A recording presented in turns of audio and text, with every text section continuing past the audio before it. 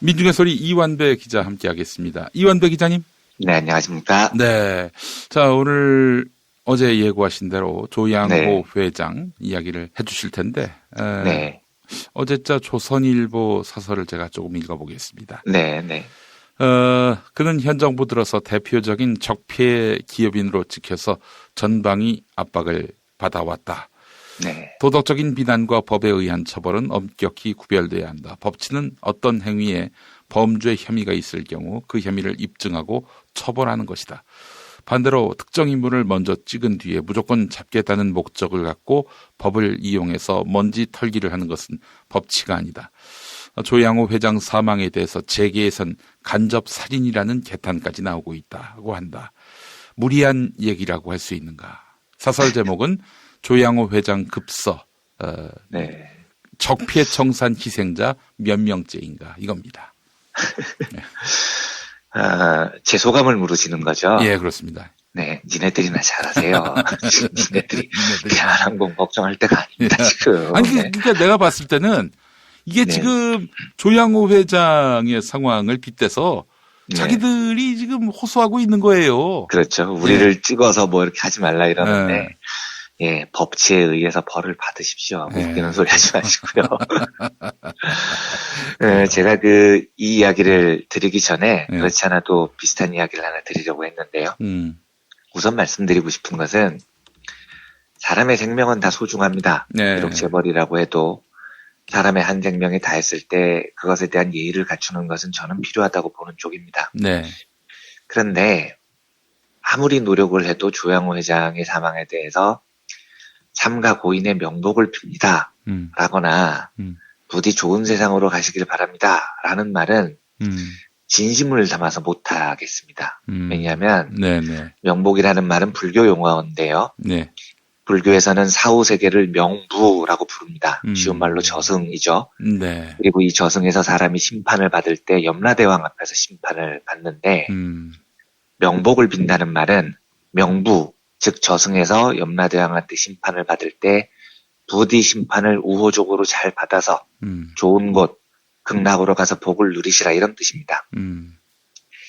그런데 이승에서 수많은 사람들의 눈에 피눈물을 맺히게 한 사람이 게다가 이승의 재판관들에게 무한한 혜택을 받아서 죄를 저질러도 죄값을 치르지 않았던 사람이 저승에서조차 복을 많이 받아서 염라대왕의 단죄를 피한다면 이승이고 저승이고 세상의 정의가 너무 없는 겁니다.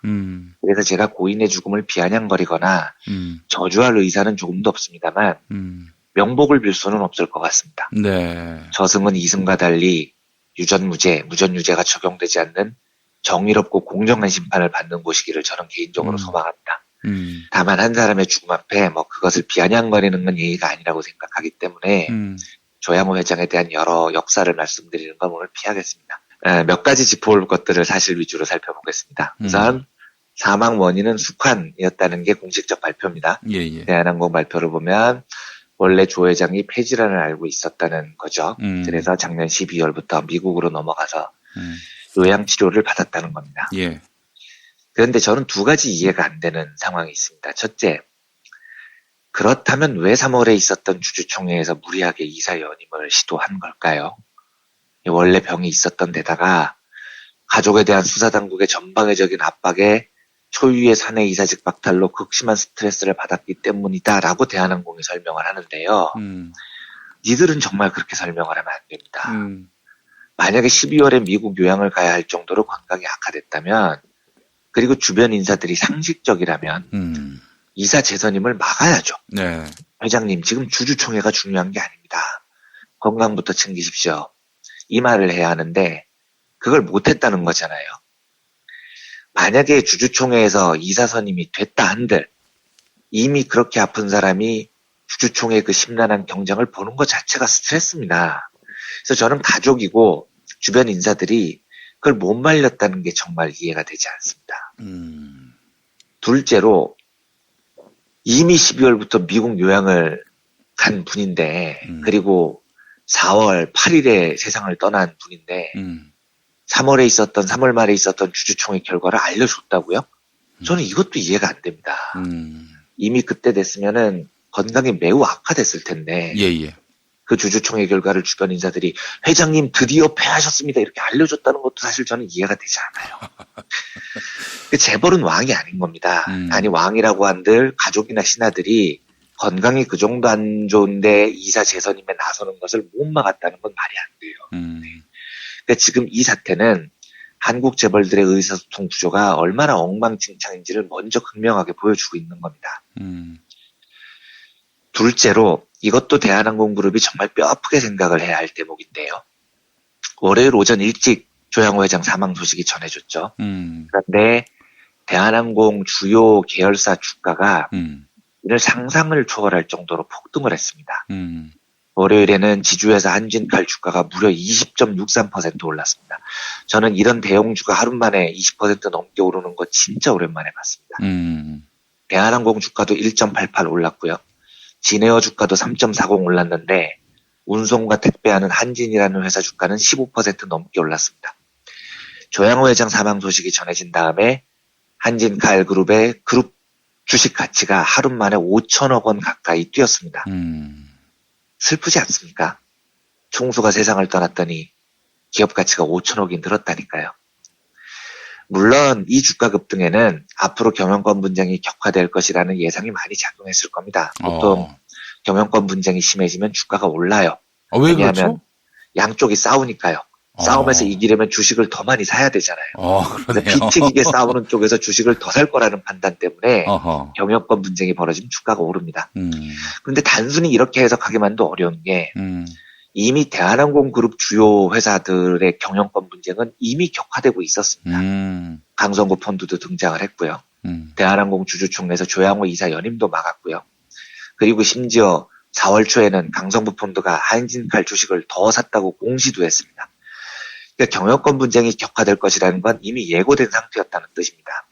그런데도 조양호 회장 사망 소식에 주가가 2, 3% 오른 것도 아니고 한진칼 주가가 20% 넘게 폭등을 한 건 조양호 회장의 죽음이 그룹 경영에 호재로 작용을 했다는 겁니다. 슬픈 겁니다. 여러분 기억하실지 모르겠지만 이재용 삼성 구속됐을 때 주가 무지하게 올랐습니다. 2월 17일 구속 때 189만 원대였는데 이때는 액면 분할이라는 걸 하기 전이어서 삼성 주가가 200만 원대 언저리에 있었을 텐데요. 8월 25일에는 235만 원까지 올랐어요. 이재용 구속한 지 6개월 만에 23%나 주가가 상승했습니다. 이게요, 슬퍼해야 될 일인 겁니다. 주가는 피도 눈물도 없는 미래 가치의 냉정한 반영이라고요. 삼성의 언론은 장악해도 이미 시가총액 300주짜리 삼성전자 주가는 조작을 못합니다. 그러면 그룹의 총수가 죽거나 구속됐는데 투자자들이 냉정하게 이를 행복하게 반응한다는 사실을 어떻게 해석을 해야 됩니까? 조양호 회장 죽음 뒤 폭등한 한진그룹의 주가는 한국 재벌 시스템의 냉혹하고도 슬픈 현실을 반영하고 있는 겁니다. 자, 지금부터는 조양호 아들 조원태 이야기를 해보겠습니다. 조양호 회장이 지난 주총에서 사내 이사 연임에 실패하면서 조원태가 단연 그룹에서 주목받는 인사가 됐죠. 그런데 조양호 회장이 사망하기까지 했으니까 이제는 조원태가 자타 공인하는 대한항공의 총수가 될 가능성이 높아졌습니다. 업계에서는 한 6월 1일쯤 국제항공운송협회 제75회 연차총회에서 조원태가 명실상부한 그룹 총수가 될 거다라는 전망도 있던데요. 변수가 있습니다. 조양호 회장의 유서가 공개되지 않았습니다. 이 말은 조양호 회장이 대한항공그룹의 지주회사인 한진칼 지분을 무려 17.8%나 들고 있습니다. 매우 많이 들고 있는 겁니다. 그리고 한진칼은 대한항공그룹 전체를 지배하는 지주회사고요. 잘 아시다시피 조양호 회장은 3남매를 두고 있는데 아들 조원태 한진칼 지분이 2.34%밖에 안 됩니다. 누나인 땅콩회항 조연아 지분도 2.31%.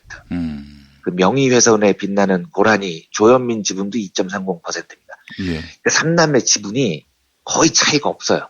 그리고 매우 작습니다. 이거 왜 그렇냐면 대부분 재벌 회장들이 미리 유서를 작성하지 않습니다. 자기가 죽을 거라고 생각을 안 해요. 일단 이 사람들은. 그리고 자식들에게 자기의 파워를 유지하기 위해서 지분도 조금씩 물려놓은 상태인 거죠. 저도 이런 상태로 보입니다. 만약에 조양호 회장의 유서가 작성돼 있다면, 그래서 뭐 아들에게는 더 많이 주고 이런 게 있다면 별 무리 없이 조원태에게 경영권이 넘어갈 가능성이 높은데요. 유서가 작성이 돼 있지 않거나 이 균등상속이라고 하는데 나는 내 와이프와 아들, 딸에게 모두 균등하게 나눠주겠다. 이럴 경우에는 조원태가 경영권을 가질 수 없습니다.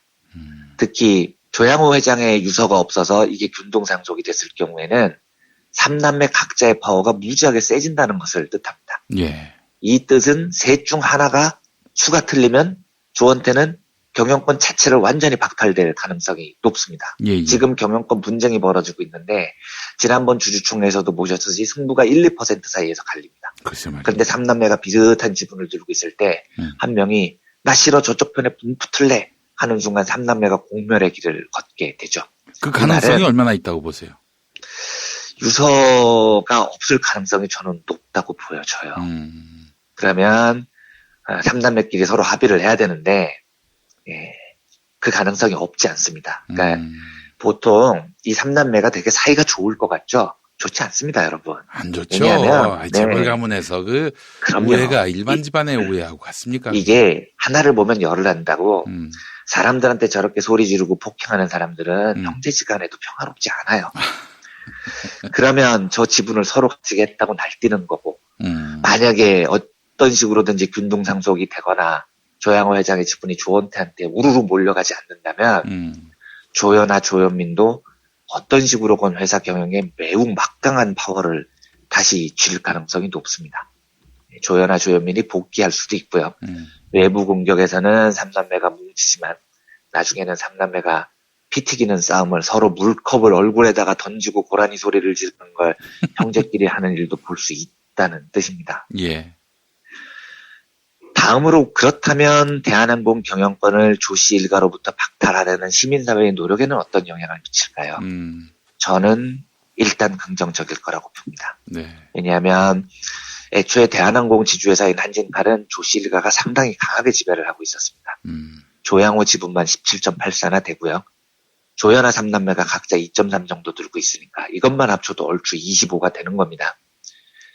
그런데 지금 조 회장이 사망했으므로 상속 절차가 진행돼야 되는데 계산법이 조금 복잡하지만 다 생략하고 말씀드리면 조양호 지분 17.84%는 앞으로 주가 향배에 따라 달라지지만 얼추 한 3,500억 원 정도 가치로 보여집니다. 그런데 상속세법에 따라서 누구든지 자녀들에게 주식을 상속하면 대충 1,700억 원이 넘는 상속세를 내게 됩니다. 현금으로 내면 상관이 없는데 얘들이 이 정도 현금이 없을 겁니다. 있다고 해도 쓰기가 어려울 거예요.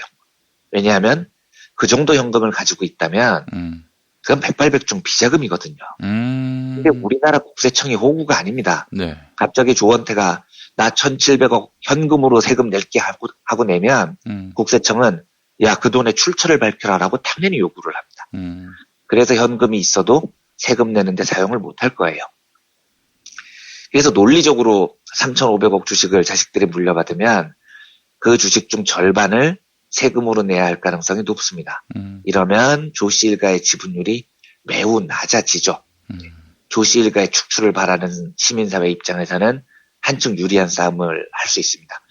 물론 논리적으로 그렇다는 겁니다. 조씨 일가도 이걸 알고 있기 때문에 다양한 방법을 강구할 거예요. 예를 들어서 상속세를 5년에 나눠내겠다라고 분할 납부 신청을 한 뒤에 매년 회사에서 배당을 엄청나게 받는다거나 아니면 주식을 팔지 않고 그 주식을 은행에 맡긴 다음에 대출을 받아서 주식담보대출로 해결을 하는 방법도 있을 수 있습니다. 그런데 그래도 어찌됐건 조씨 일가는 2천억 원 가까운 세금을 내야 됩니다. 앞으로 경영권 분쟁이 격화되면 양쪽이 주식을 더 사야 되는데 상속세는 어떤 형태로건 조씨 일가의 현금 보유고를 줄일 것이기 때문에 조씨 일가의 경영권 방어에는 악재임이 분명합니다. 한진칼은 내년 주주총회가 진짜 승부라고 몇 차례 말씀드렸는데 예. 내년에는 조씨 일가의 경영권을 매우 크게 약화시키는데 한 걸음 더 나아갈 가능성이 높아졌다는 이야기입니다. 그래요. 그러면 마지막으로 예. 어찌됐건 앞으로 우리 시민사회가 상대해야 할 가능성이 높아 보이는 조원태라는 사람이 어떤 사람인지 살펴보겠습니다. 그렇죠. 그거 알아야 됩니다. 예. 1976년생입니다. 그리고 2016년 대한항공 대표이사에 올랐습니다. 그 신문 기사를 보면 조원태는 현장 경영을 중시해 직원들과 소탈한 만남을 자주 하는 것으로 알려졌다. 이렇게 적혀 있던데. 그 말 못 믿죠.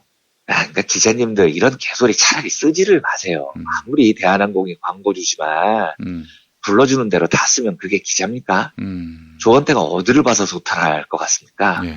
직원들과 소탈한 만남을 자주 가진다고요? 쌍욕 퍼부으려고 만나면 몰라도 그게 소탈한 만남이겠냐고요. 예. 왜요? 그러면 조현민이나 조현아도 소탈하다고 쓰죠. 기사를 이렇게 쓰면 안 되는 겁니다. 조원태가 절대 소탈한 인물이 아닐 것이라는 추정은 한두 가지가 아닙니다만 우선 조원태는 미국에서 고등학교를 졸업을 했고요. 1995년에 힐리어 칼리지라는 곳에 입학을 합니다.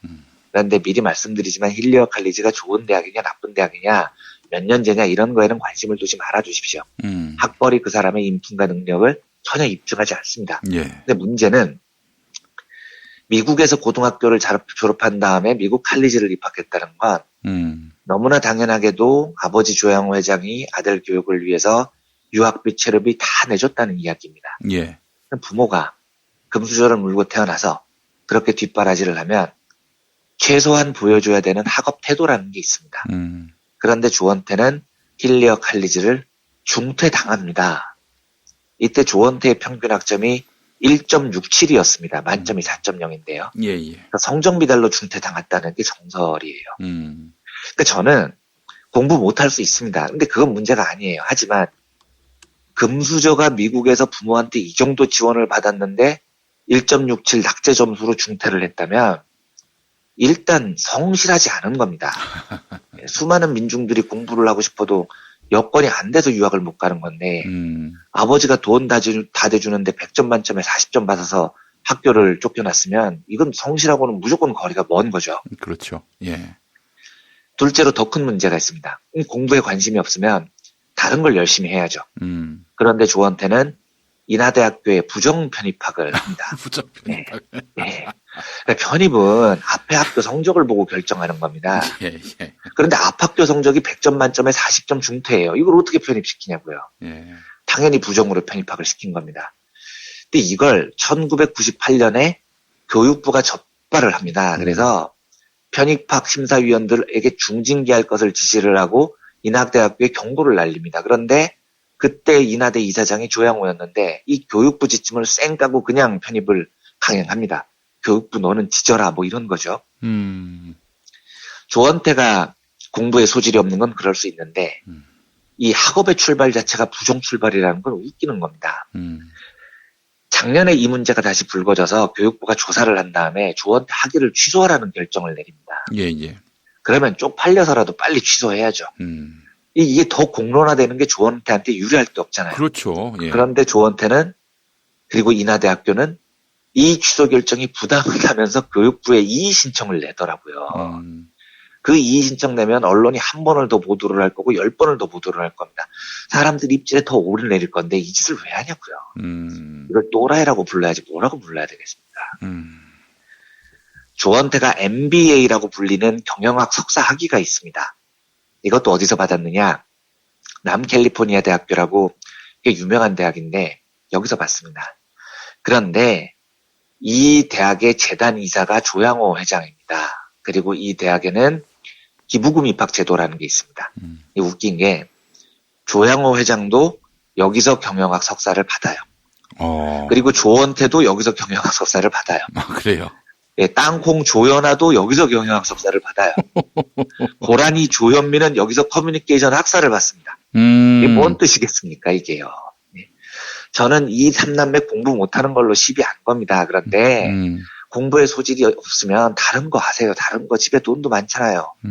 뭔 허세가 들어서 아버지가 재단 이사인 대학에서 억지로 학위를 받냐고요. 불법, 편법이 뻔해 보이는데요. 저는 이게 진짜 좀 웃기다는 겁니다. 근데 뭐 하다 보니 지금 이야기가 너무 길어졌는데요. 오늘은 여기서 끊고요. 내일 브리핑 초반에 조원태에 대한 이야기를 조금 더 이어간 다음에 내일 주제로 넘어가겠습니다. 아무튼 앞으로 우리가 상대해야 할 조원태라는 인물에 대해서 시민사회가 충분히 알아야 하기 때문에 네. 나머지 이야기들은 내일 이어서 전해드리도록 하겠습니다. 아, 그래요. 저는 사실 진짜 이 심각한 게 네. 저는 사실 남의 자세, 태도, 네. 그리고 스타일 이런 거에 대해서 정말 시비 걸고 싶은 마음은 없지만 네. 이거 그 권력을 가진 자들이 기본적으로 사람을 무시하고 갈구고 그리고 착취하고 이러는 상황이라면은 네. 이거는 공적인 네. 통제가 있어야 된다고 저는 생각을 합니다. 저는 김 PD님 자주 이야기하시지만 진짜 공적인 통제를 하는 방법을 좀 강구했으면 좋겠습니다. 10년 동안 제대로 누가 밥상머리에 앉혀서 회초리 들어서 교육을 시키는 시스템을 만들든지. 아니 조선의 왕도 말이죠. 네. 경연이라고 그래서 그럼요. 계속 학식과 덕망을 쌓는 일들을 게을리하지 않도록 돼 있는데 이 새끼들은 완전히 망나니로 자라도 누가 뭘 할 사람 아무도 없는 거예요. 공적 통제 방법이 정말 필요한데 아이디어 좀 우리 시민사회에서 많이 내주십시오. 어떻게 했으면 좋겠습니까, 얘네들요. 그러니까 제가 전에도 얘기했지만 이 입법화가 될 수 있는지는 모르겠는데 노동자 생활을 한 20년은 해야 20년은 해야 여기 가능하도록 그 오너로서 노동자도 좀 어려운 노동을 시켜야 됩니다. 그냥 노동자라고 하면 현장에서 황제처럼 노동자 대우를 받을 확률이 높기 때문에 하여튼 좀 엄격한 부가 좀 있었으면 좋겠습니다. 진심. 그거 어떻게 되나요? 이거 네. 경영 사관학교를 졸업해야 되는. 그런 것도 필요하죠. 그런 것도 그래서 운영하는 경영사관학교 이런 거 만들어. 그래서 김 PD님이 지난번에 국토교통부 장관 되신 이후에 그 다음에 재정경제부 장관 하시고 농담이었습니다. 대통령까지 이야기하려고 하다가. 아이고, 맞습니다. 그런 건 농담도 그런 농담은 진짜 여러 번 하면은 진짜 사람들이 오해를 할 수가 있는데, 하여튼 저는 이 수많은 노동자들의 생사 여탈이 걸린 이런 어마어마한 자리에 저런 개망나니들, 또라이 새끼들이 앉아가지고 말이죠. 아무것도 없이 그냥 아주 기본적인 인성도 안 돼 있는 새끼들이 그 권력을 잡고 노동자들을 상대로 갑질을 하는 이런 일은 공적으로 통제해야 되겠다. 막아야 됩니다. 막는 방법을 진짜 고민을 좀 해봐야 될 것 같습니다. 알겠습니다. 자, 이한배 기자님 오늘 말씀 잘 들었습니다. 네, 감사합니다.